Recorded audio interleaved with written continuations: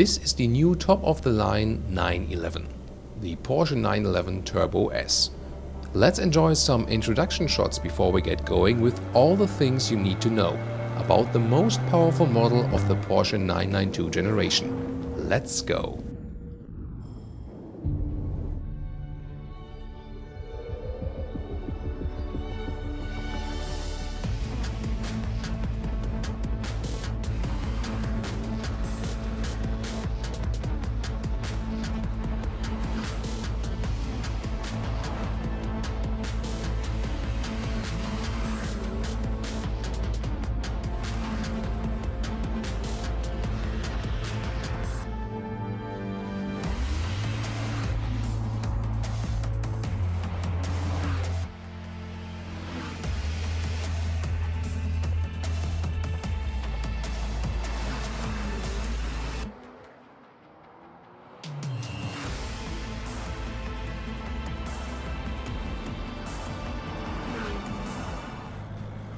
The all-new 911 generation has become 4.5 cm or almost 2 inches wider in the front. It also counts for the new Turbo S. LED headlamps are now standard. The Turbo S receives more air intakes in the front than the lower entry models, but at the same time a better aerodynamic setting than before. Already the front spoiler is extendable. You get wider tires in the rear than in the front. For the Turbo S, that is 20-inch in the front and 21-inch in the rear. The door handles flip out when opening the car. At the rear, the Turbo S receives a typical rear wing in a very big fashion or style, which also has an extended downforce position. Rectangular tailpipes in high gloss black finish the rear. And the 911 Turbo S will of course also be available as convertible again. Whereas the base engine is a 3-liter 6-cylinder flat turbo with 385 horsepower, the S comes with 450 horsepower. The new 911 Turbo S features 3.8 liters of displacement and 650 horsepower with 2 turbochargers, 70 horsepower more than its predecessor, and overall 800 Nm of torque. This means 2.7 seconds to 100 km or 62 miles an hour, 0.2 seconds faster than before. And 0 to 200 km an hour or 125 miles per hour is 8.9 seconds, a second faster than the previous generation. These impressive figures are realized by the all-wheel drive system. Actually, up to 500 Nm of torque can be transported to the front wheels. Top speed is 330 km an hour or 205 miles per hour. Yeah, right. Porsche Active Suspension Management, PASM, has been lowered by 10 mm, and that's standard, as well as the sport exhaust system with a special valve.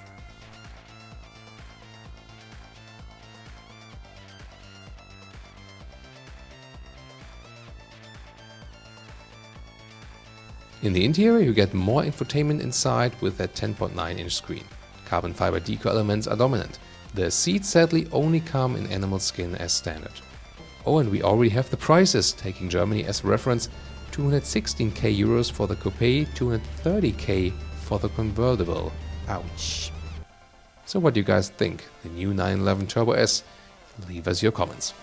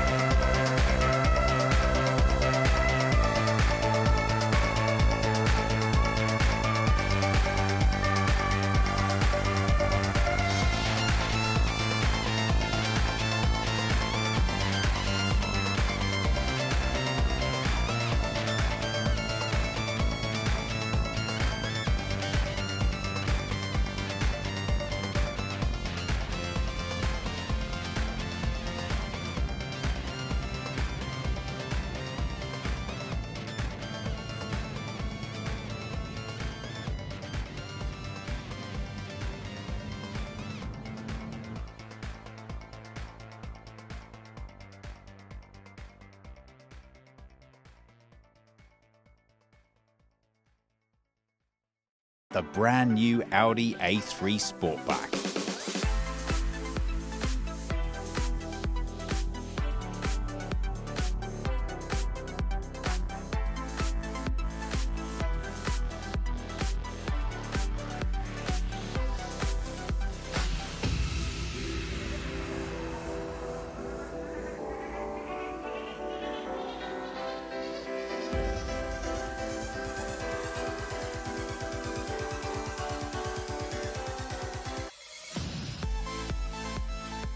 £1.82 or 6 feet in width. There is a lot to talk about in the new front of the A3. In case you're thinking it already looks that much more dynamic as it sits here, I should tell you that it is now 3 centimeters, and I guess that's just a little over an inch, so about that much wider than its predecessor. And you can already see right from the first glance how that relates to the design language. Now, there are 3 exterior trim levels available for this car. That's the base, the advanced, and the S-line. What you're looking at here is the advanced trim level. And the way that that distinguishes itself from the other available options are that we have a chrome surround for this large front grille, and we also have chrome details elsewhere on the lights, but we'll come on to those in a bit more detail in a minute. If you go with the base, you're going to get a matte black surround that matches this grille, and if you go with the S-line, then you get what they've described as platinum design features. When approaching the design of the new A3, Audi really wanted to emphasize its sporty elements, and you can really see that here in the redesigned front light grille. Now, standard across all lines, you will get LED headlamps, but if you want this, and this is full matrix LED, it is available as an option. Now, a lot of times manufacturers will just use that as a fancy term for lights that are a bit more adaptable, but that really has been incorporated into the design here. Depending on which of the design lines you go with, the front light signature will actually be completely different within this segment here. So if you're really enthusiastic about styling, that's something worth paying attention to. 4 meters 34 or 14 feet and 2 inches is what the new A3 comes in at. And just for nice similarity, that is about 3 centimeters longer than the predecessor, or the same addition as the width, but the difference being, whereas with the width you can notice that in the interior of the car for the length, that's all about the crash protection provided at the front, so no change to the dynamic room inside the car. Now, for my taste, the side is where the A3 really starts getting interesting. And the reason for that is partly due to its massive popularity. Because this car has been so successful with such a wide cross-section of customers, the redesign of it needs to speak to a very wide variety of different needs, and you can see that heavily reflected in the design. Now, of course, I'm not going to be able to talk to you about the side aesthetic of this car without mentioning these wheels right here. Now, for those very keen-eyed viewers who like to make an assessment before they're told, I'll give you just a second to tell me what size you think these are. 19 inches. So it won't come as a huge surprise to you to learn that they are not standard. Standardly, if you go with the base model or the advanced line for exterior, you're going to be getting 16-inch wheels. If you go to the S line, that's 17-inch. But these 19 inches, well, they are provided by Audi Sport. And they are going to cost you an extra €3,000. So, if you like them, you're going to need to pay. Let's talk about the rear of the new A3. Well, here again, we have to talk about the difference of options that are available on the back of this car. If you're going with the base model, you're going to notice that mostly in the lower part here. And this will just be a matte black finish. This is the advanced trim level. So here we have this chrome effect. If you go up to the S line, you will get a custom air diffuser on the back and more of that platinum, so really dark matte chrome effect at the bottom. Other than that, everything's going to look pretty familiar. And I have to say, if I had to sum up the back of this car, I'm going to go with very clean. Well, there we are. At market launch, you can have your choice of 3 different engines. What you're currently looking at is the 1.5-litre TFSI producing 150 horsepower, and that's been combined with a 6-speed manual gearbox. You can also pick from one of 2 2-litre TDI engines, producing either 116 or 150 horsepower. The least powerful of those comes with the 6-speed manual, and the most powerful comes with a 7-speed S-tronic gearbox. But 2 weeks after launch or thereabouts, you should also be able to get a 3-cylinder 1-litre TFSI producing 110 horsepower, or, and this is the exciting one, a 1.5-litre TFSI. We already talked about that, but this time combined as a mild hybrid with a 48-volt system and a 7-speed S-tronic gearbox. Let's take a closer look in the boot. Well, if you remember me mentioning from earlier, the additional 3 centimeters in length has all been absorbed within the crash protection at the front. So what you're looking at is 380 litres of load space, which is exactly the same number that the previous A3 had. As you can see, we've got a drop floor here that allows you either an extra bit of discrete storage or just a little bit more room to fit your slightly larger items in the back. That comes in pretty handy, and then when you want to load it, you can reduce the amount of entry level to get your things in.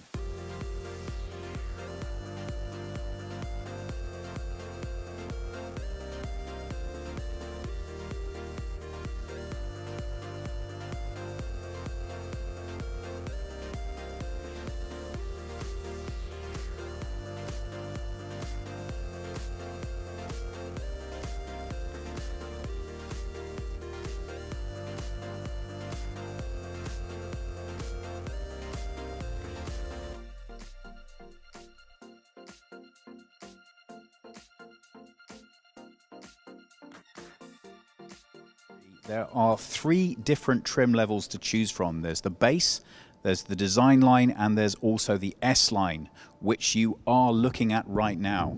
But I think it's worth pointing out that the seats which Thomas is showing you are special sports seats, so these are an optional extra. But they're not insanely expensive. You can get these for around about €350 extra. We're going to sit in them in a minute and find out if they're worth spending that money on. But I do think it's well worth pointing out before we get to that point that these seats are a mix of Alcantara in the middle and fake leather on the outside. So well done, Audi, for providing us with a sustainable option. If you want to go for the standard seating, I'm really happy to tell you that they're now being made out of recycled bottles, believe it or not. It takes 45 to make one seat, but then you can drive around feeling pretty happy about your sustainable credentials the whole time you're in it. And don't forget, if you go with one of the mild hybrids, you're going to be able to feel even more happy about it. Now, the bit that everyone's been waiting for. If you are a fan of the outgoing A3, or you just have lots of experience of driving around in one, you will be aware that there were quite a lot of design cues in that, which people either fell in love with, or maybe not so much. So a lot has happened on the interior of this car, and we're going to take a look in much closer detail. But for now, I think you can pick up an awful lot of those design cues just by looking at this door. Look how much design has gone into this. This handle, for example, that, to me, I think is a completely original approach. Look at all the angularity in this design, and look at all of this mixed material usage here. There's clearly a massive amount of attention that's been paid here. Well, once you start looking around the A3, my goodness, you certainly notice just how much has changed in here. If you haven't seen a previous A3, then you will have missed out on the rather obtrusive display right over the top of the dashboard. So Audi have made huge steps in terms of integrating their digital systems. As you can see, there is now a digital cockpit built straight into here, and then matching that, a digital infotainment system. Now this is 10.1 inches from side to side, and that comes as standard right throughout every single model that you can buy on the market. This is the largest that's available, and it's 12.3 inches, but if you want to go with a smaller one, they do go down to around about 10 inches in diameter. So there is a little bit of variation here, but it shouldn't interfere with what you see in terms of the design aesthetic. Everything is much more subtle and integrated than the previous car. I think there's been a huge amount of design attention paid here to making sure that whilst you still have these very distinctive stylistic features to tell you that the car has its own unique qualities, everything is much more conservative, putting your focus and attention where you want it to be, and that obviously is right on the road in front. Now this car in particular is loaded with optional extras, so as you can see, or you may be able to see, you can now get a head-up display baked in as well, but that is not standard. That's an option if you want to go for it. Steering wheel, well, if we're going to give credit to Audi for using recycled bottles and special new Alcantara seats, we have to give them a little bit of criticism for saying it would have been nice if we'd found something alternative to the leather-wrapped steering wheel, and that is continued as well on the gear stick mount. So it'd be nice to see some more materials coming through here as well. But in terms of how the new multi-function steering wheel sits within the car, I think you will agree it looks pretty great, and being Audi, its functionality is very straightforward and easy to use.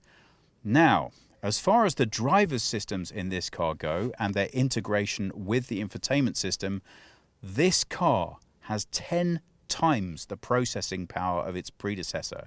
So all of the systems on board are that much more slick in their application. That said, as with almost every other car, deciding what you can adjust, how you can adjust it, and where you can adjust it is always going to be just a little bit of fun. So this is a touch-sensitive screen. If I go to the home, I can give you a sense of how the navigation system's working, but you can see just how fluid it is. That extra power really makes an awful lot of difference in terms of how you can interact with a car. If I want to change my driver settings, if I do that through here, you can get a sense immediately of what some of those features are. Coming slightly further down, we can see the Drive Select feature. This is the only place on which you can change the driving modes. That will adjust the steering, the handling, and the suspension. So, a useful button to know the whereabouts of. I don't know if I would have liked it a little bit more prominently placed, but it's actually pretty easy to access from the gear stick. Further down, and welcome to mobile phone world. Well, if you're big on connectivity, I think it's well worth mentioning that at launch, this car will still require a wired connection for a mobile phone if you want to use features like Android Auto or Apple CarPlay. But give it a month or so, and that should be something that can be done wirelessly. So if that's a big feature for you, it might just be worth waiting a little bit longer. In addition to which, if you can just about make out down there, I have 2 USB charge points. At the moment, that is a USB standard and a USB-C. Again, very shortly after launch, you will find that changing to 2 USB-C points. If there's one thing you really can say about Audi, it's that they usually put as much attention into the backseat passengers as they do into the front. And even just a first glance at the rear of this car tells you that this car is no exception to that. So, as much of the design taking place in the rear door, a really nice wide open angle to make ease of access a reality. And it looks to me as if there is plenty of room back here. Well, there you go.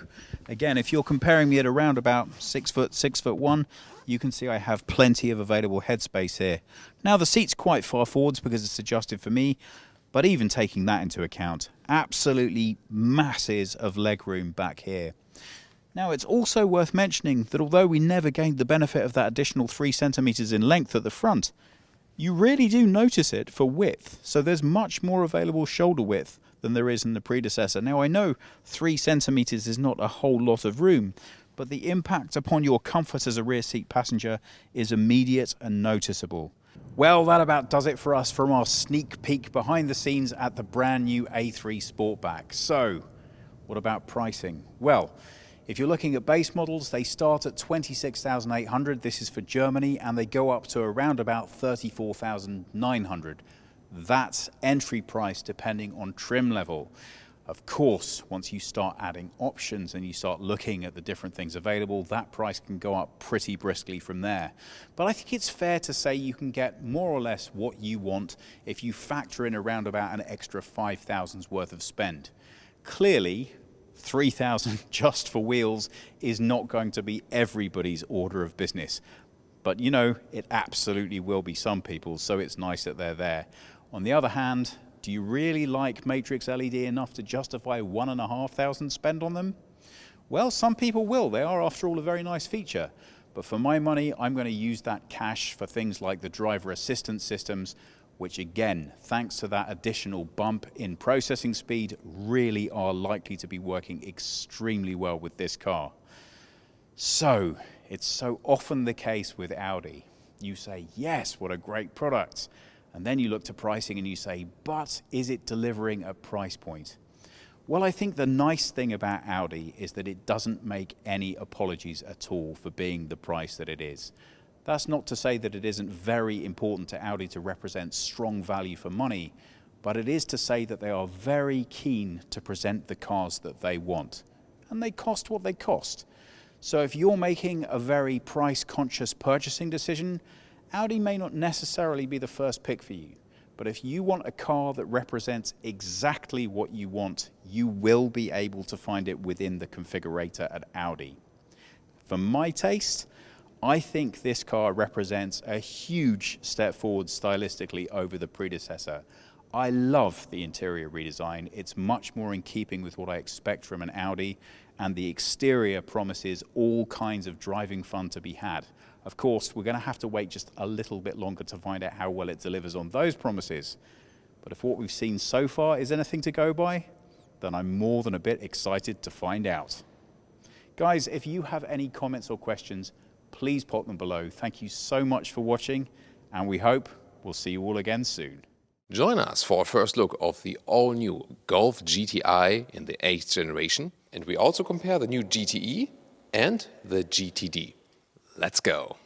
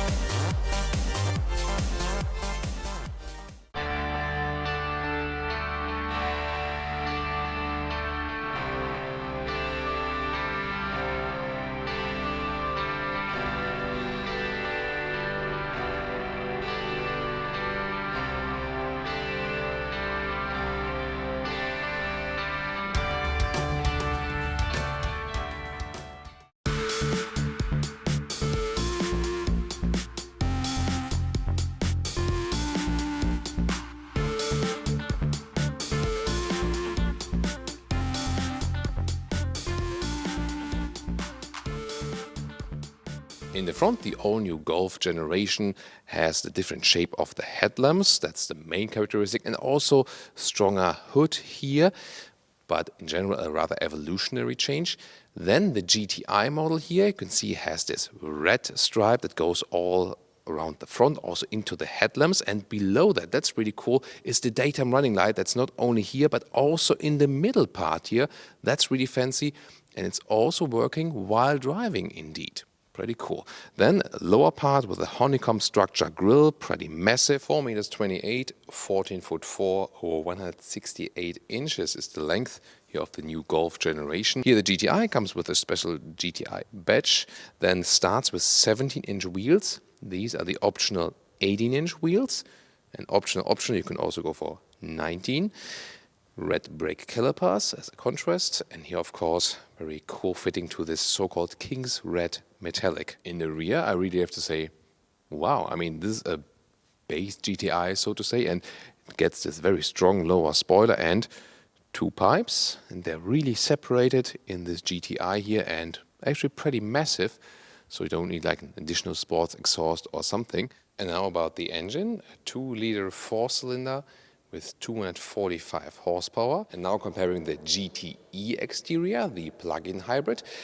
This one here has a scheme in blue, so you have the contrasting stripe here in blue and the GTE lettering in blue. And in the rear, the difference is, here for the GTE, this one does not have a real exhaust pipe that is visible. Now the GTE engine concept, this is a 1.4-liter TSI, so it's a turbo petrol engine, but with a little bit less displacement. But same horsepower figure, 245 horsepower, because you have the additional electric motor. And exterior on the GTD, the turbo diesel.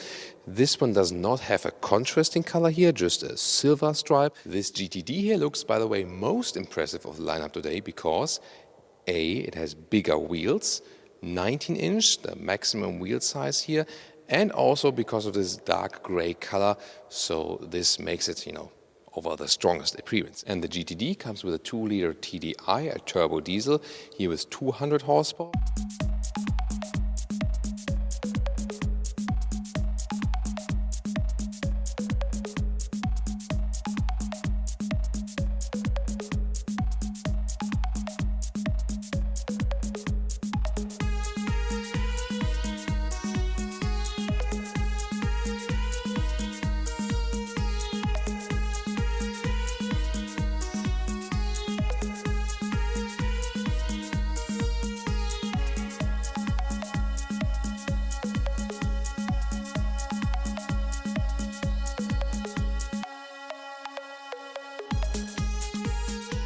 And then there's this honeycomb scheme also here at the decor elements, and we'll find it all over the interior.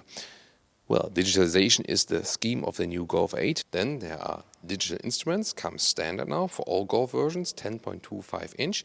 The GTI gets the special steering wheel with perfect structures at the side and GTI badge with the red contrast below. Left side you control the cruise control. You can also get an adaptive cruise control optional. Right side then to control the digital instruments. And the seats are really very special. First of all, you have typical Golf GTI checkered structure, or sometimes also called scale paper. Caro it would be in German, and really beautifully done, and it's good to have the fabric surface because it stays cool in summer and warm in winter times, and also that you don't slide around that much. Inside then with some Alcantara inserts, microfiber, really cool, and integrated head restraint already, so it looks really fancy. Now the interior overview. What's really cool is here the ambient light, then also the GTI red here between, and again this honeycomb structure right there also as a decor element. The standard Golf would come with an 8-inch infotainment screen, this one here the optional 10-inch screen, so also with the red GTI background in this case, soon more details to that. You can see here no physical climate knobs, all runs here with these sliders. Then there's new DSG shifting lever, dual clutch transmission, which is room saving, and also from reverse to D and back, this will be going easier and better because it's shift by wire, no mechanical link anymore. The engine start-stop button is pumping like a heartbeat. It's all special feature for the GTI. Well, we have the dual clutch transmission DSG here, which is pretty room saving and so on, and looks quite fancy and very modern and good for the integration in the cockpit. But it's a GTI. What about the manual gearbox?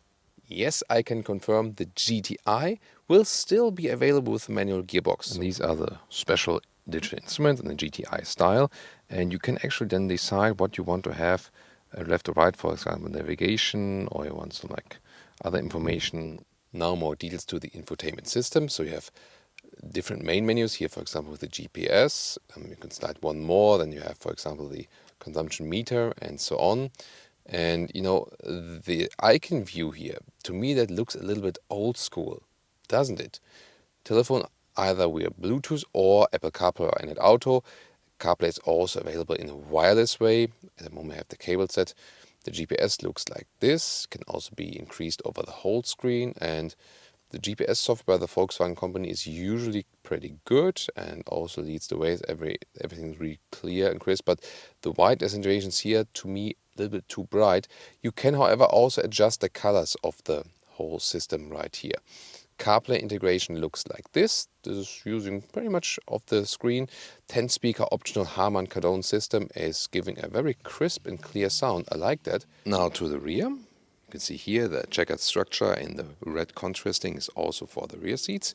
Looks nice and sporty. This is really a very good materials they use. However, here at the inside of the doors, on the back part, that is now hardpack, sadly, so that's the second floor next to the missing hydraulic struts. Again, they really save millions of money, probably with these cost savings, and they say, yeah, most customers won't really care. Well, we care here as car enthusiasts, but I can also understand the decision from the economical standpoint. Sitting in the rear is also actually quite cozy, and standard compact segment alike. Also fits here with my knees when I have the seat as I would be in the front. For opening the trunk, you still have this nice logo flip right there. And then there are some standard square dimensions, so to say. There's a little bit more space underneath. in this case also for the sound equipment, but you can also fit a spare tire. Here we go, and you can actually flip the seats from here if you reach over like this, other than that from the rear compartment. Let's take a short look at the GTE interior.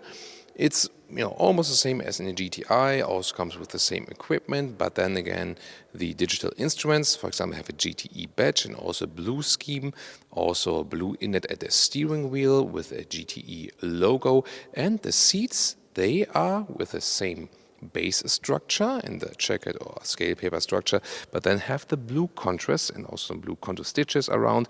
To me, the most beautiful, because blue is my favorite color. Really almost same features, exterior and interior, and also what you get as standard equipment, what's optional. Most is the same for GTI, GTE and GTD. It's really about the color nuances. And of course, the engine choice, as we talked about earlier. Here, a rather blue screen setup here, for example, for the instruments, and the seats with gray nuances, so you have the same structure in this checkered structure or the scale paper structure, but then in gray with the same very nice sport seats with the integrated head restraint. And now to our conclusion for today with the all-new VW Golf GTI and the siblings, the GTE and the GTD. Well, in general, the rather evolutionary change of the base Golf is here a little bit different with the GTI. The new GTI looks actually stronger than before with the front design, and of course this daytime running light. This is something with really fancy in the front right there. And I think also that the rear with the spoiler and with the big exhaust, that looks almost as a top sporty GTI version before, now in the base GTI, so pretty fancy as for that. The interior, more has been done there, especially as for digitalization. You can argue if the whole buttonless concept is really good for the user. We talked about it in general Golf 8 review already, so mixed feelings about that, but you of course get more features, that's cool. Also more elaborate software systems and so on, natural voice input and so on. Cool also with the seats here, with the integrated head restraint. They are really fancy and comfortable at the same time. And I would actually say, you can pick a Golf GTI just as it comes from works without any optional extras. Yeah, maybe the 18-inch wheels look, of course, cooler than, but basically you can go for a base GTI and you already get a full package, and that's it. So, really like the new GTI here. What's your opinion on that? And of course, we took a look at the GTE and the GTD, all with their different color schemes. Of course, the main difference is then the engine concept. Which one do you prefer? Can you maybe charge with the GTE at home? And of course, as for the taxation, especially in Germany, the GTE is more attractive now. So together with the bigger battery, there will be more GTE sales than before. Or then again, you can still go for the diesels. As for the color, you can pick any color for every vehicle. So that's really not the thing. But we could also show different colors than today. So you should not rate like which one you pick by the exact color shown today. More like which engine would you prefer, GTE, GTI or GTD? And from the whole styling, here more with the red, GTE more with the blue, GTD then rather with this gray contrast, or let's say non-contrast. Which one is your favorite, exterior and interior? Let's discuss this in the comments, and I hope that you also tune in when we drive one of these three, or maybe all three together. We'll see you there.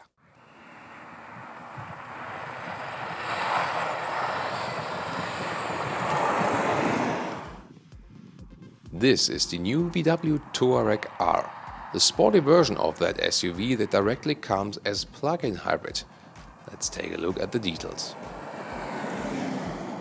For quite a while now, we have been expecting the plug-in hybrid version of the most recent Touareg generation. Now, Volkswagen R, the performance daughter company of VW, reveals it as the Touareg R. By the way, also with the new R logo. Do you like it or do you prefer the old one? To be honest, I do prefer the old logo with the simple, strong R lettering. Just remember, that's the old one.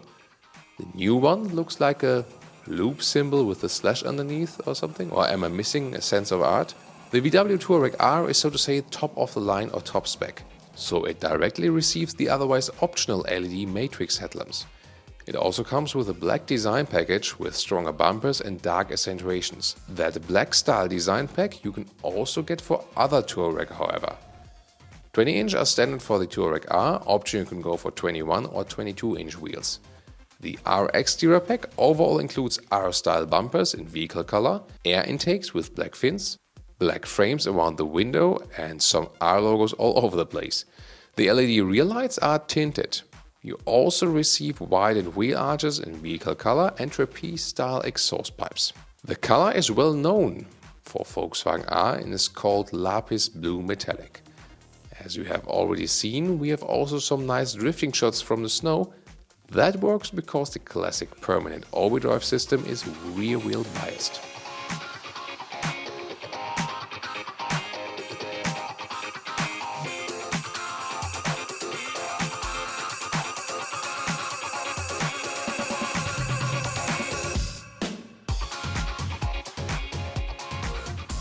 As for engines, the Touareg R comes with the known V6 turbo petrol engine with 340 horsepower plus 136 horsepower from an electric motor, making a system output of 462 horsepower. Wait, you are so fast and diligent in calculation skills that you realize that doesn't add up correctly? True, because you cannot add that up 100% precisely because combustion engine and electric motor most of the time run at different RPM. The Newton meter output, however, is 700, impressive. The battery, on the other hand, is just 14 kWh. That's tiny for such a big PHEV. Remembering the BMW X5 plug-in hybrid has 24 kWh with around 80 km electric range, and the Mercedes GLE even 31 kWh with an electric range of 100 km. By this experience, the Touareg will rather remain at about 45 km pure electric range. Still, it can tow 3.5 tons or 7,700 pounds. That's quite important to Touareg customers. Surveys say that even the majority of Touareg customers also uses the SUV for towing. In the interior you get aluminum pedals, R entry badges, some R logos and head restraints and so on, and contrast stitches. Unfortunately, Volkswagen does not know that much about sustainability yet. Therefore, they offer a PHEV model with animal skin seats only. Maybe take another school lesson with the Tesla Model X here. There are a lot of other features that come as standard equipment in the R version. The panoramic roof, 4-zone AC or the Innovation Cockpit, which consists out of the digital instruments in 12-inch on the left and the 15-inch Discover Premium infotainment system on the right. Standard for the Touareg, you still get analog gauges on the left and a 9.2-inch screen on the right. The latter one I would actually prefer because it has the simpler software, but not available for the top-spec Touareg R. They really want to go big on the digitalization in the Touareg R, also because you get special PHEV gauges like visualizations for energy flow, electric range or power output. You can also go into a battery-safe mode for later emission-free use and charge or sustain the battery on the motorway.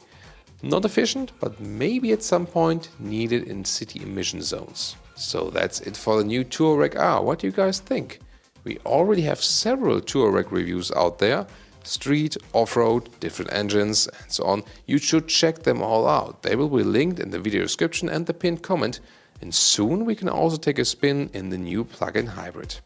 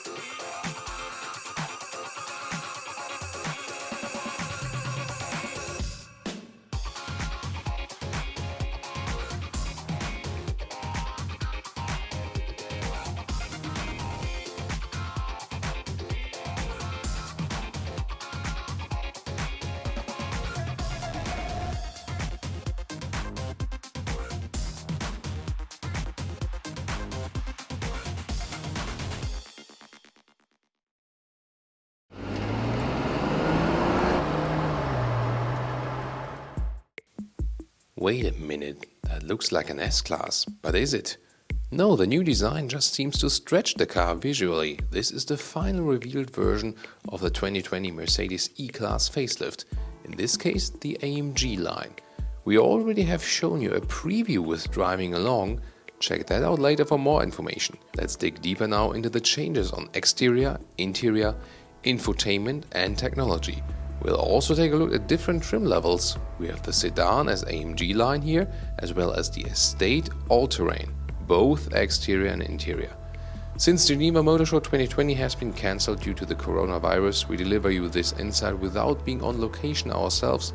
You know, we always try to keep up the best service for you, no matter what we face. Relax and enjoy.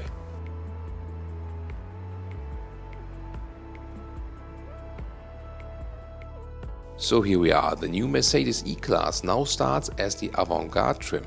And the Avantgarde and AMG line with the diamond pin grille both carry the central Mercedes star. So for the first time the base E-Class will have the central Mercedes star and not the small one on the top. With the exclusive line, however, it will still be available. The facelift makes the front stronger. The bumpers are bolder, and Avantgarde, AMG line and all-terrain also receive these power domes as situations on the hood. Only the exclusive line remains a little bit more subtle in this case. So a base E-Class will in any case look sportier than before. All the changes do count for all body versions, by the way. Sedan long wheelbase for China, estate, all-terrain, coupe and cabriolet. New LED headlamps are standard. Optional, you can get the multi-beam LED with an even more extended high beam function.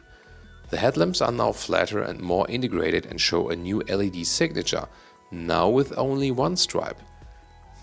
Before they used 1, 2 or 3 stripes to differentiate between the C-Class, E-Class and S-Class. That seems to be gone now. You get some new colors as well as 5 new wheel designs, also a new aerodynamic wheel. In general, wheels go up to 20 inch in size. At the rear, even the lights of the sedan or limousine are now drawn more horizontally. Beforehand, coupe and cabriolet looked way sportier than the sedan due to that in comparison. Due to the redesign of the rear lights, the sedan also receives a new trunk lid. The all-terrain version adds again plastic wheel arches for a crossover look. Front grille contrast and lower underbody cover now come in high gloss. The interior features 2 completely new steering wheels. The standard steering wheel features closed areas left and right of the center. The AMG version shows 2 horizontal button areas, each with a gap in between. In both cases, the buttons do deliver a kind of feedback, but they are rather integrated than standing out. Well, easier to wipe it clean for sanitation, right? Didn't think I ever talked about that in a car review.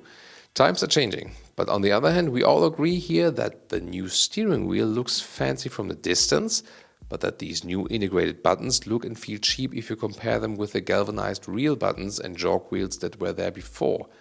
They delivered you a more haptical feedback. One new feature is, however, central for assisted driving. The steering wheel is now capacitive. What does it mean? Before, you could receive false negatives from the lane keeping assist when driving a motorway just straight, warning you that you are supposed to keep your hands on the steering wheel. Reason for that is that the steering wheel had a movement sensor and needed to be moved from time to time. Now it just realizes when you do touch the steering wheel, and that's of course better for that kind of function. Biggest update is the infotainment system, and we got a little surprise there. We already knew that it now only comes digital, even in the base version, even in the taxi version. What we didn't know is that the base digital setup is 2 x 10.25 inch and that you optionally get the bigger 12.3 inch screens. Yeah, what a bummer. You once thought they make it easy and the base version gets the fancy screens, and then the German premium manufacturer extreme option price list, let's confuse the customer and get more money from them policy came to an end. But then, well, that's how it is. But at least already the smaller dual screen setup comes with the new very good MBUX infotainment unit that features a natural voice input. That comes handy. And still, the E-Class comes with sustainable and animal-friendly seating choices like fabric or high-grade leatherette, Artico or MB-Tex. Concise offers depend on market specifications, but next to Tesla, Mercedes does most in this respect so far. But sadly, as for press and marketing vehicles, with exception to the latest concept car presentation at the CES, Mercedes tends to show off how many cars they are able to put in the vehicle, like we see right here. You need about 4 car highs to cover that surface usually. With the new so-called Urban Guard, Mercedes, by the way, now extends the theft security. For example, you can receive messages to your smartphone when someone tries to break into your car or when someone hits your car while parking. Urban Guard Plus furthermore adds GPS tracking to share with the police. So maybe they'll also release some stickers for the car now saying, "This vehicle is being tracked," like "We don't leave cash overnight at restaurants," or "Armed response" signs for homes in Beverly Hills. Well, as for engines, Mercedes upgrades the plug-in hybrid portfolio. You'll receive 2 plug-in hybrid petrols and 1 diesel, both 2-liter 4-cylinder based. Oh, by the way, I tend to say PHEV cause it just sounds cooler, but others say FEV, but I think that sounds somewhat lame, doesn't it? It doesn't differ too much from BEV for solely battery electric vehicles, and PHEV, a little bit too long. What do you think? As for non-plug-in hybrid vehicles, the portfolio will start with 150 horsepower 4-cylinder for the petrols and will end at about 360 horsepower 6-cylinder, and the diesel will go from 160 horsepower 4-cylinders to about 325 horsepower with a 6-cylinder. 2 petrols will also feature MHEV technology, as 2-liter 4-cylinder with 270 horsepower and a 3-liter 6-cylinder with 367 horsepower, each plus around 20 horsepower electric horsepower.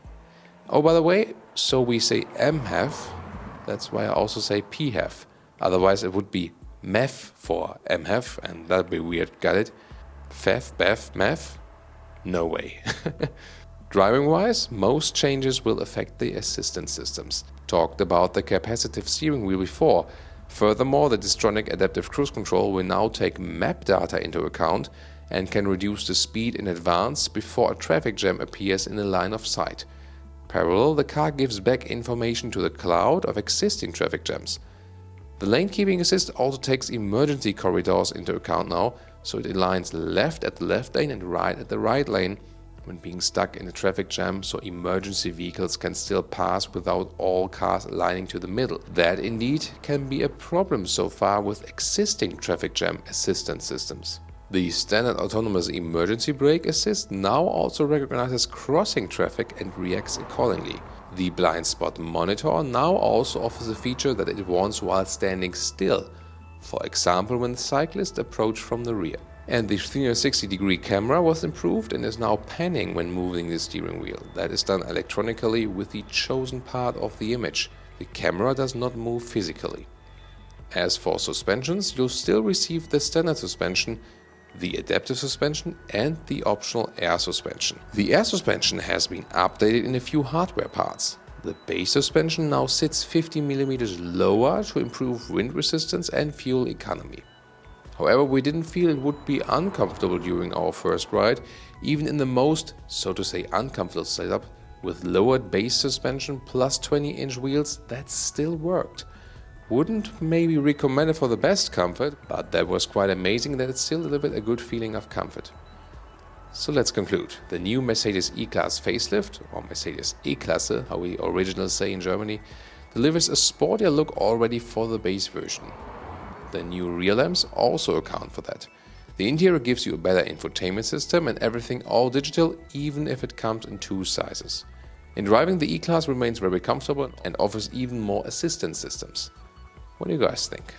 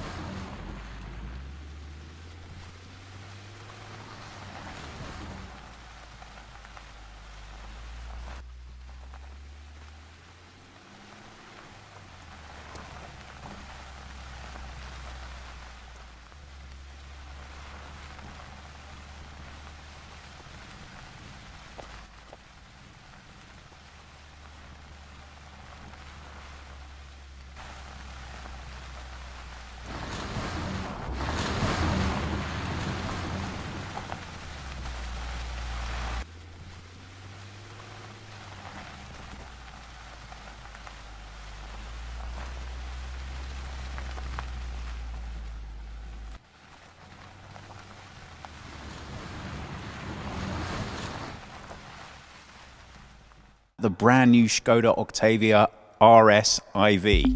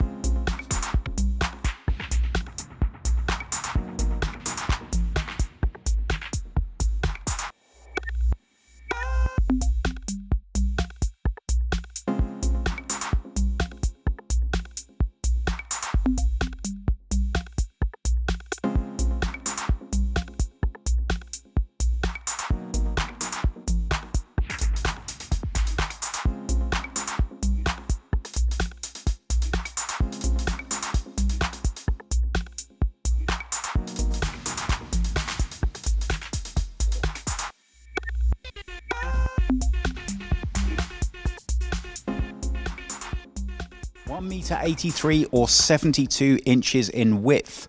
This Skoda Octavia is about 1.5 centimeters, and that's about the width of your thumb, wider than its predecessor.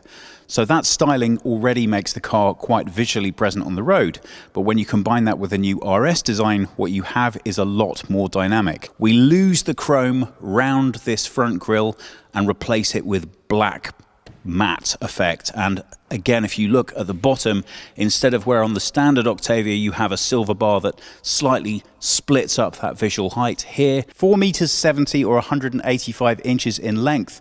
From the side, the Octavia RS really takes on a bit of a life of its own. Now, this is the first place that you can really see the impact that the new powertrain has on the design of this car.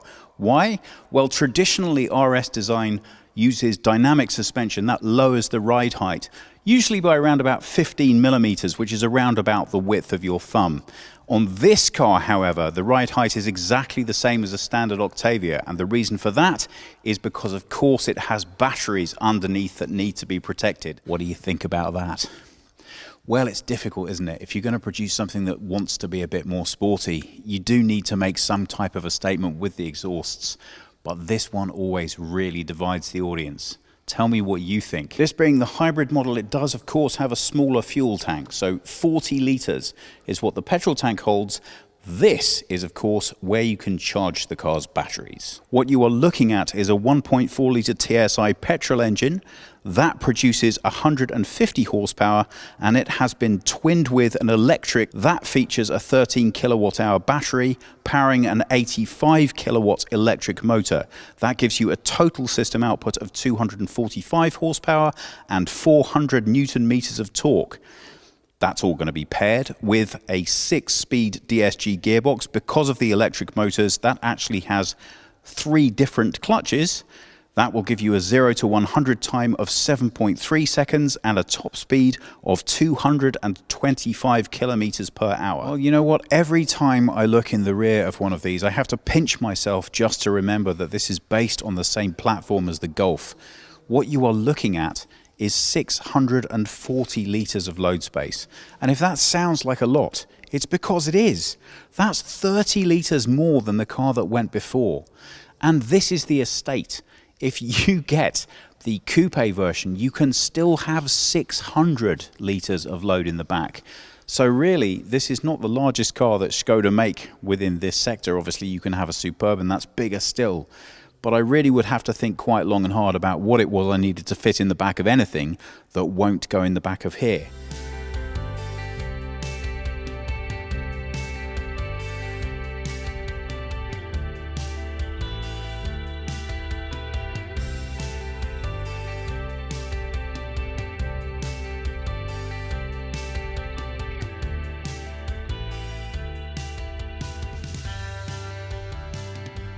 Well, I think everything about the RS speaks to it being more dynamic and more sporty, and you can see that right from the get-go of opening up the door. If you have a look at the door panel itself, there's a really nice inlaying of Alcantara here that just softens up the hard plastic on the speaker grille, so a nice mix and balance of materials, nicely set off by this new door handle. The seats here have been really nicely designed. These are the standard cloth ones that come with the RS, but there are available all Alcantara seats which you can have as an optional extra. Well, once you take a seat in the car, it delivers all the comfort and driving experience that you would expect. The driving position is really good. If you haven't seen the latest Octavia, I think what's going to come as the biggest shock to you is how much of the redesign has carried on through into the interior from the exterior styling. I think the word that ties all of this together is minimalism. Yes, you still have a standalone screen here, but it's been integrated in the least obtrusive way I think that you could do it. Brand new for the 4th generation of Octavia is this steering wheel. Really nicely delivered, as with the seat. You get the feeling that an awful lot of driver feedback has been put into making sure these controls are very well placed. If, by the way, you're wondering why our placement of this wheel is slightly unusual, that's because we're in a photography studio, so therefore the car is on rollers, and unfortunately the steering is currently locked. It is attention to detail. We like to have it the right way around, just to let any obsessive viewers know why it looks that way. Coming slightly further down, you can still see that continued feeling of minimalism coming through here to the gear selector. This is drive-by-wire, so it's only an electronic connection. I like the way that there's really nothing here that doesn't need to be here, and even the phone storage area here is very minimalistic, but still has nice deep ridges to keep your phone where it's supposed to be, and 2 very discreetly placed USB-C charging ports. Let's take a look in the back. Well, the big story, and I mean that quite literally, in the rear of the new Octavia is the additional legroom. There's an unbelievable extra 8 centimeters back here, or 3 inches, which is about that. So you can see there is absolutely stacks of space. That just about brings us to the end of our very brief look at the Skoda Octavia RS IV. Well, for me, it's all about the numbers, and those are the numbers that we have and the numbers that we don't. Currently, we don't have pricing yet on this model, but I think if you look at comparative pricing for the previous generation, you shouldn't be looking at a massive uplift. The key thing with Skoda and their offerings are they really do go to an awful lot of trouble to make sure that really whatever you want in whatever combination, whatever level of affordability is something you can get to. The RS is a slightly different animal. They aim to very well equip this car from the get-go, which is why when you just take a blank look at pricing, it can look like it's a very significant uplift on the base model entry price. But don't forget, if you were buying a standard Octavia, you would be more than likely to equip that. This is a very popular car. In Germany, 1 in every 5 Octavias that Skoda sell is an RS. So there's a big expectation on this car. It's interesting to me to think that standardly when you think RS, your first thoughts are all about performance. Your first thought with this car, a hybrid, brand new within the lineup, is going to be about efficiency and performance. So we're going to have to wait a little frustratingly longer in order to find out how well that delivers once you get it out on the road. There is certainly an awful lot of technology here, but also an awful lot of promise. I do miss the little bit of ride height adjustments slightly, but I hope I would be too busy enjoying driving everywhere on pure electric to really let that bother me particularly. Yes, I know, fake exhaust, not everybody's cup of tea, but I like the way that they've gone to quite a lot of effort to put those in as discreetly as they can while still having them there for the people who like them. This then represents a bold statement in the future of the RS. Now, don't worry if you're a traditionalist. There will be a petrol and a diesel model following this up hot on its heels. We don't yet have the details of them, but don't worry, we will tell you all about them as soon as we do. Until then, I hope you've enjoyed taking a quick look behind the scenes at this car. If it drives as well as it looks, then I think it could be a really big plus to the lineup. That's it from us for today. Thank you so much for watching. If you have any comments or questions, please pop them below. Please subscribe, and we hope we'll see you again soon. This is the BMW i4. Here still as a concept, but it's said to be that it shouldn't be that far from reality. The i4 is, so to say, the electric BMW 4 Series Grand Coupe, built on the 3 Series platform. Production will start in 2021 in Munich for this Tesla Model 3 competitor. So whereas Volkswagen goes from integrated EV building style to a whole separate platform for EVs, BMW goes from separate electric vehicles to an integrated assembly line where they use the same platform for combustion engines, plug-in hybrids and electric vehicles. Yes, it's about the number of vehicles that we will build on one platform. That's why it probably makes sense for the whole VW group, but not for a premium manufacturer like BMW. Nevertheless, interesting strategy changes. 90% of the assembly line will stay the same as for the 3 Series. For the 10% rest, which mainly concerns the back part of that i4, they need to invest some 200 million euros for the Munich head plant. Let's take a closer look at the BMW i4. What can we expect? BMW even says that some exterior and interior elements will not only be used in the i4, but also in other upcoming BMW electric vehicles. In the front, this double kidney has grown in vertical size this time. That seems to be one of the next BMW design trends. The kidney is also closed for better aerodynamics. The sensors for the assistance systems are hidden then behind it. The headlamps are slim, the hood very sculptural. In the side profile, we first of all see a long wheelbase, as well as this slightly falling roofline and the aerodynamic wheels. Interesting that we also see a panoramic roof that goes all over the vehicle. The exterior color is called Frozen Light Copper, by the way, and the blue contrasts, for example also in the rear bumper, shall remind of the BMW i project. And here come the numbers. BMW promises a range of 600 km or 370 miles from an 80 kWh battery that adds 550 kg or 1,200 pounds of weight. Well, that's totally normal, and meanwhile we know that weight does not affect the efficiency of electric vehicles that much, since you can use recuperation. And that's also the reason why the BMW i project with the extremely expensive carbon fiber use was not economically useful, and they now skip that approach. Back to the BMW i4. Power-wise, it shall be 530 horsepower, which would be V8-alike and an acceleration figure of about 4 seconds. 200 km an hour or 125 miles per hour will be the top speed. Well, not sure if that is all 100% realistic for the final version in this segment, but let's see. That might be the top of the line performance model, whereas they will offer a cheaper entry model at the same time later, than with a smaller battery, less horsepower figure and so on. The interior mainly consists of this one curved display that is actually split in 2 screens. The instrument screen will be the very same in the series production model, BMW says, and the software is an outlook for the next generation BMW operating systems. Most functions are now integrated into the screens. However, you still have the lower control unit, but the gear selector is shallow and integrated. The steering wheel has this inward going sporty design. As for the seat, BMW uses a mix of fabric and animal skin and claims it would be sustainable. That's of course nonsense. In the BMW Vision i Next, they were still consistent and didn't use any animal material. Well, they all laughed at Elon Musk when he first started building electric cars. But then they laughed at him again when animal leather was banned from the seats already in 2017. They will probably notice Tesla is right when customers won't buy their traditional cars anymore because they have a more animal-friendly alternative at the same time. The Mercedes electric S-Class concept recently had a vegan interior because collaboration partner James Cameron and Mercedes superstar Lewis Hamilton demanded it. Seems like BMW needs someone like this to push them.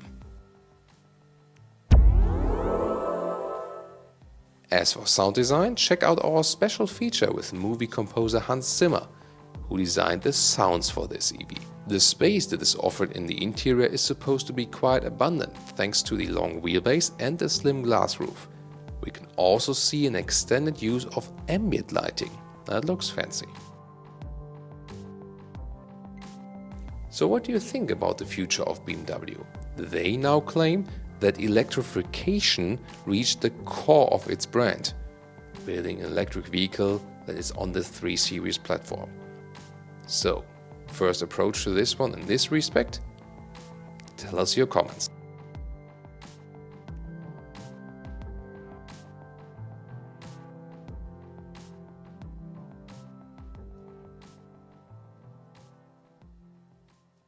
So here it is, ladies and gentlemen, the 4th generation Leon.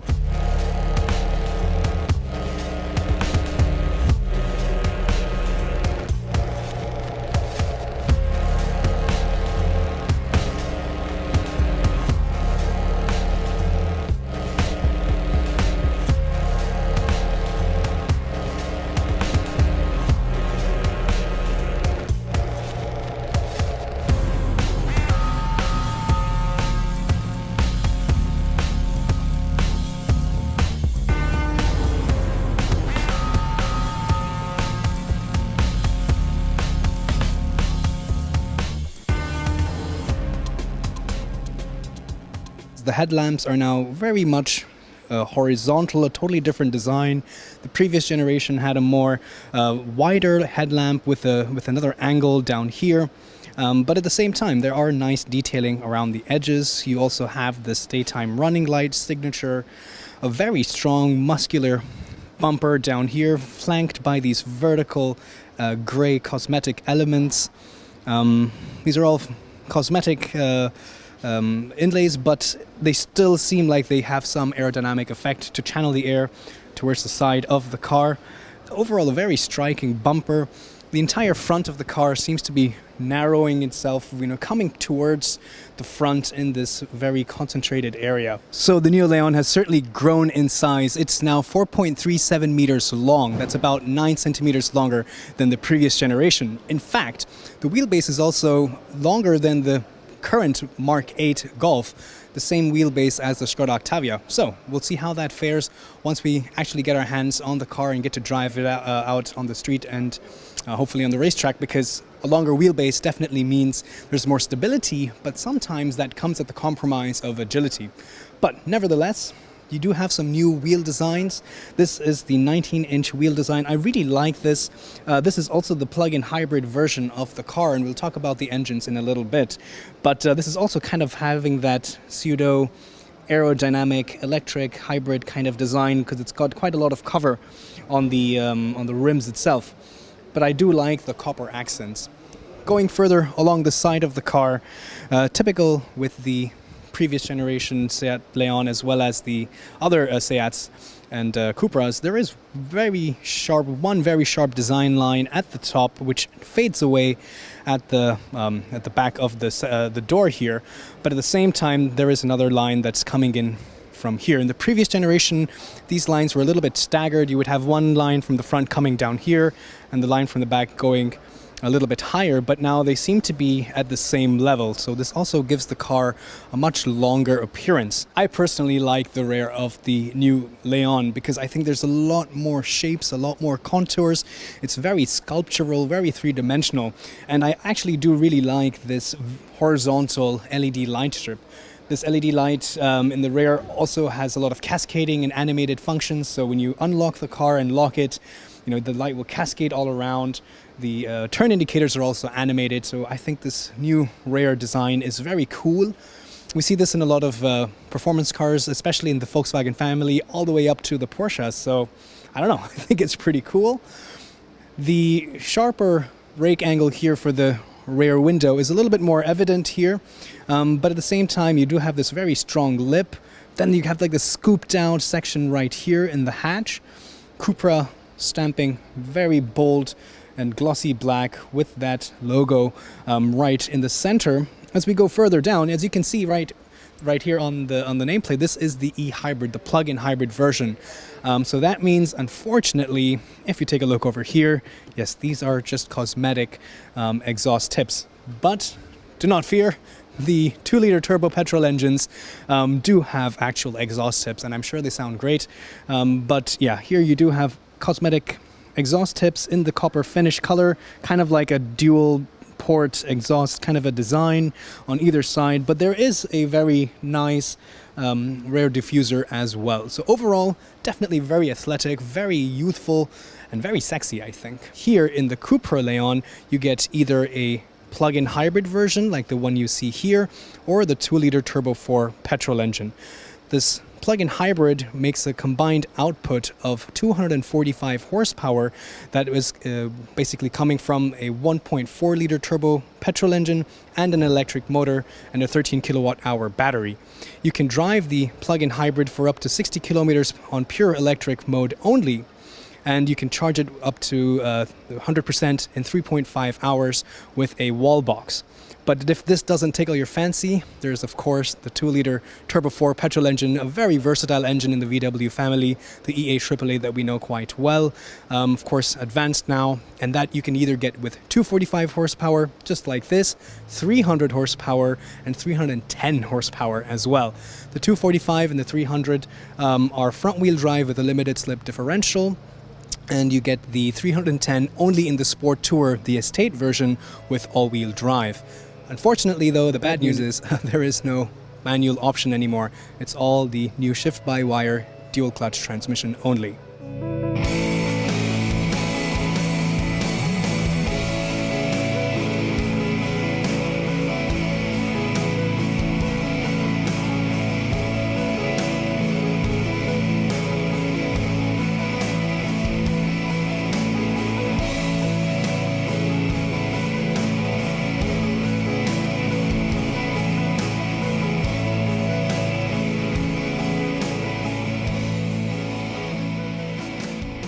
Take a look inside. First of all, there's a pretty cool puddle lamp here with the Cupra Tribal Art logo, which of course you cannot see now because it's quite bright in the studio, but that's pretty cool. The door opens really wide, so making ingress really easy. Let's take a look at the materials on the door. You have soft touch at the top, a nice contrasting glossy element of plastic inlay over here, so soft materials down here and here as well. And even down here, even though this is hard, it's got a nice perforated textured design, which I really like. So even though it's probably not a most expensive material, it still makes it feel very luxurious and very cool.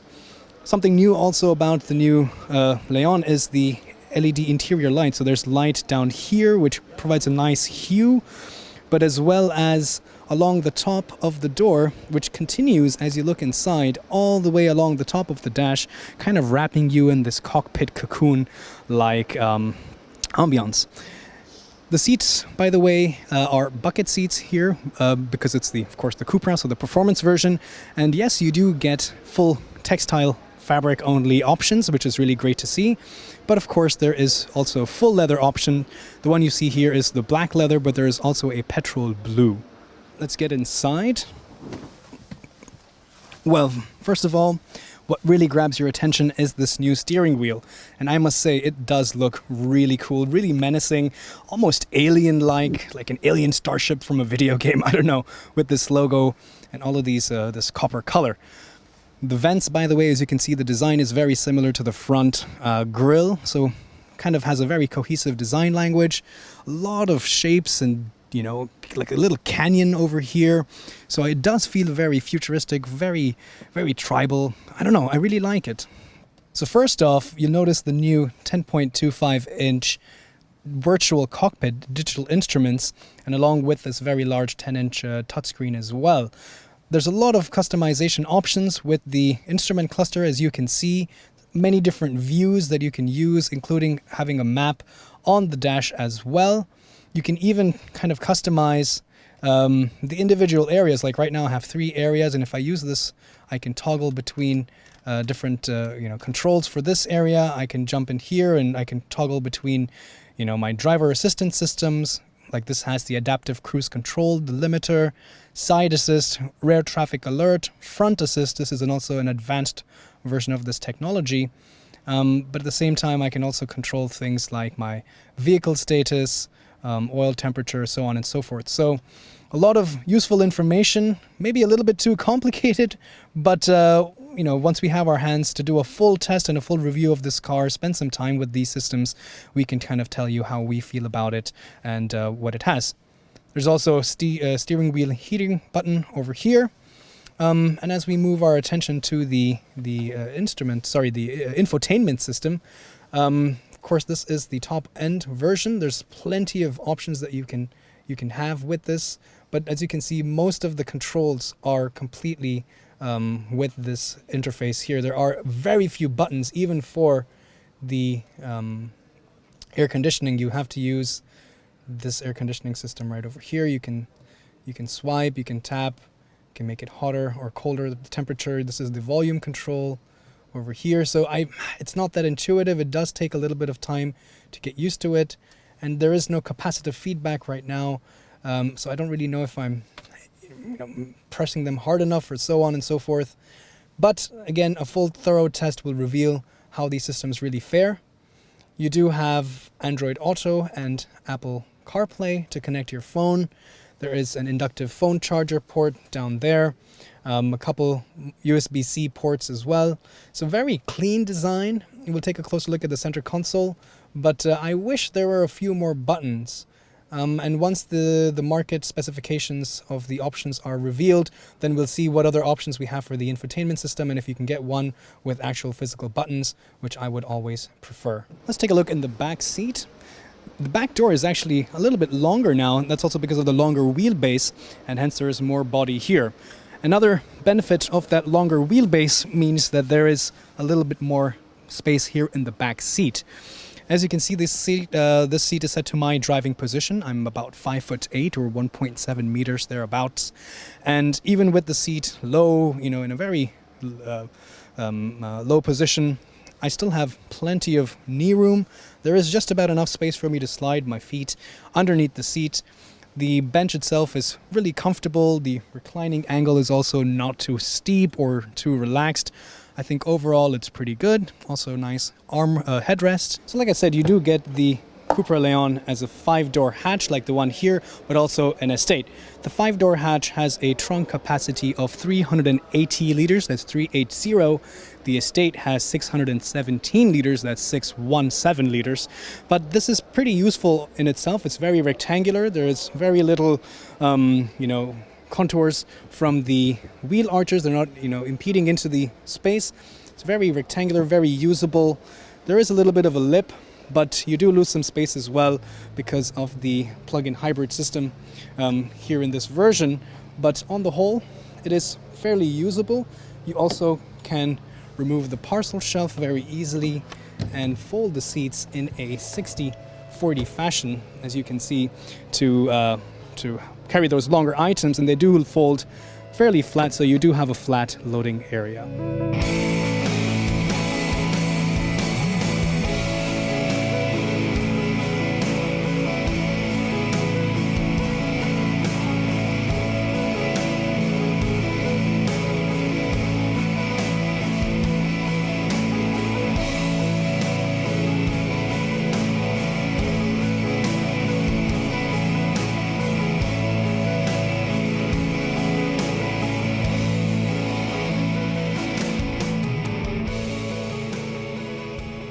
Here we see the Sport Tourer version, the Estate version. Of course, this is longer. This is 4.64 meters long. The trunk capacity is, of course, significantly larger. This is 617 liters. But the design lines are pretty much the same. You do have one large line in the front and the one in the back, like the one we saw in the 5-door hatch as well. In this new generation, the line is pretty much along the same. It just fades away for a while, but it's in the same level. A large side skirt as well. We have some different wheels here, and this is because this has the 2-liter petrol engine only. And the Estate you can also have, with the 310 horsepower all-wheel drive. The full top flagship version is only available in this Estate configuration. So we had a very quick look at the world premiere here for the new Cupra Leon. Fortunately, we didn't get to drive it, but that's going to be coming up in a future episode, so make sure you stay tuned for that. Overall, I think the design is a lot more fresh now, has its own unique identity, a bit of a departure from the previous generation, but performance-wise as well, there's more options with a plug-in hybrid version as well. So let me know what you guys think. Do you like the new plug-in hybrid version as an option? And would you pick that? Or would you stick to the full petrol version only? Let me know, put it down in the comments below.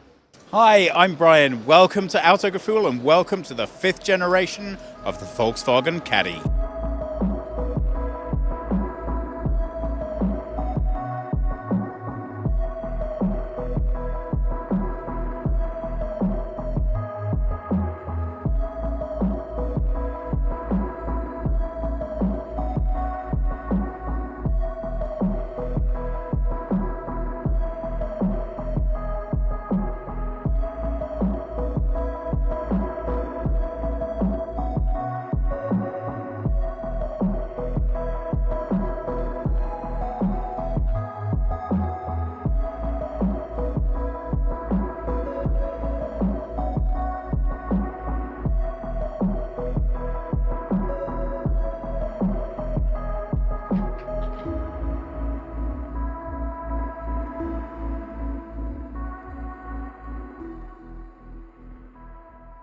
This vehicle has a particularly interesting history. It's one of the most international that Volkswagen have ever made because it covers so many different countries in its production. It started off being based on the Golf, then it went on to being based on the Polo, then it went on to being based on the Touran, and now we are to the most modern Volkswagen vehicle that's on offer, the MQB platform that's used for the Golf 8.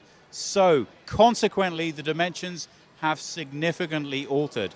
What you're looking at here is not only aesthetically different, but a very different animal indeed to what's gone before. So, what does that mean in practical terms? Well, as you look at the car, I think the first thing that you notice is that the styling is radically different. Now, to me, the Caddy is and will always be primarily a commercial vehicle. Well, I think Volkswagen understand that, but there's still a significant nod here to bring it into the digital era and to make sure that the vehicle is representative not only of what they want to achieve with it, but also of the multiple different offerings that they have for this car now, which include a lot of personal use as well as professional use considerations. So when you look at the bottom third here and you see this honeycomb grille, that really feels like a very modern definition as to how you want to approach a commercial vehicle. For my taste, I like the styling, but I am a little worried. To my way of thinking, commercial vehicles should first and foremost be built around practicality. I look at this, there is a huge amount of design, a very expensive looking instrument cluster in the middle, and I can't help but wonder, what does this cost to replace when my new hire drives this into the side of something? 4 meters 50 or 177 inches, the car is now 93 millimeters longer. Again, that's because of the MQB platform. Now, we have to be somewhat selective about what we can film tonight, largely because there are so many people here, and managing to bring you a decent shot that can show you is a little constrictive. So this is the passenger version of this vehicle. But if you're looking at this thinking, well, that's not quite as exciting as I might have liked, maybe I would have wanted something a bit more dynamic in the change, I would caution you to think that the main reason for most of these aesthetic changes that you're currently looking at are aerodynamic. Now that's actually much easier to see on the panel version of this car, but even with the passenger version, you can see these clean-cut lines that run along the side here. Now, there's been a lot of change with the engines as well, but I think it's well worth pointing out that Volkswagen are claiming 12% more efficient on engine use. I think it's well worth mentioning at this point that traditional Volkswagen customers will be familiar with the idea of trend line, comfort line, high line. Those are the traditional way of delineating the layout of the cars and, of course, the way in which they're fitted. Well, that's all gone with this generation of Caddy. The 3 trim levels that are available for this vehicle will be the Caddy, the Life, and the Style. So the Style is the highest trim level, the Caddy being the base or entrance level trim.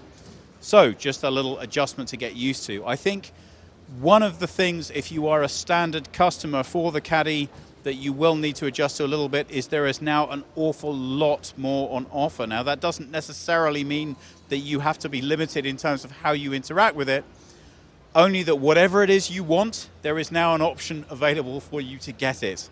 Now I'm a basic guy. I'll be completely honest. What I like is things that they're most simple. What I like most about the Caddy is the job that it does without all the bells and whistles. And a lot of thought has been put into delivering that in as thorough as a way without you adding option after option after option. But some of those are well worthwhile considering. That's to do with the technical side. We'll get onto that when we get indoors. What I want to show you for now is this massive expanse of rear area here. In load terms, that has a very significant impact in terms of how you can actually utilize this vehicle. As you can see here, we're configured to take 7 passengers. And what I particularly like about this experience is that, albeit that this is just the short wheelbase version, you can see you can actually realistically fit 7 people in here. Now, obviously not at the highest level of comfort you've ever experienced in your life, but it's good to know that you can achieve it. And what's nice about the way that this system has been organized is that it's extremely flexible, which means you don't have to spend a lifetime putting seats in, taking them out, and switching over again and again and again. You can actually leave these in here, and as you can see, you still end up with an awfully large amount of load space.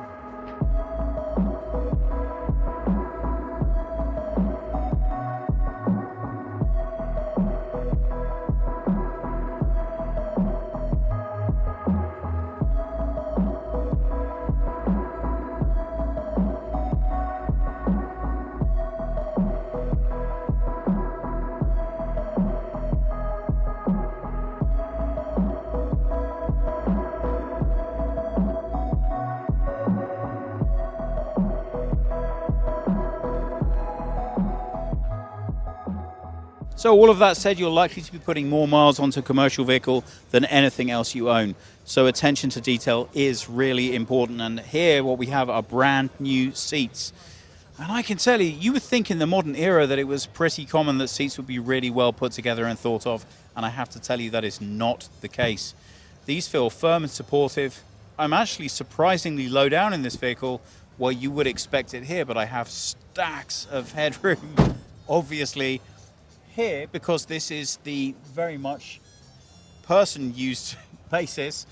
We have a glass panoramic roof that is now available, stretching the length of the vehicle. Now, that's not a new idea for this class of vehicles, but I am pleased to see Volkswagen embracing that and doing it their way.